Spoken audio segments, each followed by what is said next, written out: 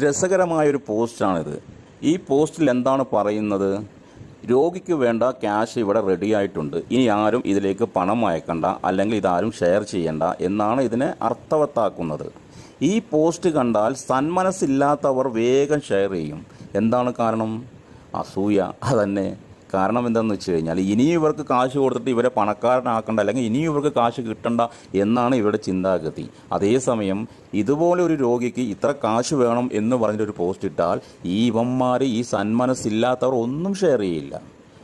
കാരണം അവർക്ക് സന്മനസ്സില്ല. അതുതന്നെയാണ് കാരണം. അതുമാത്രമല്ല, ഈ ചാരിറ്റി ചെയ്യുന്നവരെ കള്ളന്മാരാക്കാൻ 100 നാവാണ് അവർക്ക്. ഈ ചാരിറ്റി പ്രവർത്തനത്തിൽ കള്ളന്മാരുണ്ട്, ഇല്ലായ്കയില്ല. പക്ഷെ അവരൊന്നും പെർമനൻ്റായിട്ട് ഈ ഫീൽഡിൽ നിലനിൽക്കില്ല. പിന്നെ ഈ ചാരിറ്റി പ്രവർത്തനത്തിൽ എല്ലാവരും കള്ളന്മാരാണ് എന്ന് കരുതിയിട്ട് നിങ്ങൾ ഈ രോഗികൾക്ക് പണം അയക്കാതിരിക്കരുത്. കാരണം സന്മനസ്സുള്ളവരായ നിങ്ങളുടെ പണം ചെറിയ ചെറിയ തുള്ളികളായി മാറി പിന്നീട് അത് പെരുവെള്ളമായി മാറുമ്പോഴാണ് ഒരു രോഗിക്ക് അതിൻ്റെ ഗുണം ലഭിക്കുന്നത്. ചാരിറ്റി പ്രവർത്തനം ചെയ്യുന്നവരെല്ലാം കള്ളന്മാരാണെന്ന് വിളിച്ചു പറയുന്ന നാറികളുടെ വാക്കുകൾ കേട്ട് സന്മനസ്സിന് ഉടമകളുള്ള മനുഷ്യത്വമുള്ളവരെ നിങ്ങൾ ഒരിക്കലും ഇതുപോലെയുള്ള പാവപ്പെട്ട രോഗികളെ കൈയൊഴിയരുത്. കാരണം ഇവരെല്ലാം ആത്മാഭിമാനത്തോടെ ജീവിച്ചവരാണ്.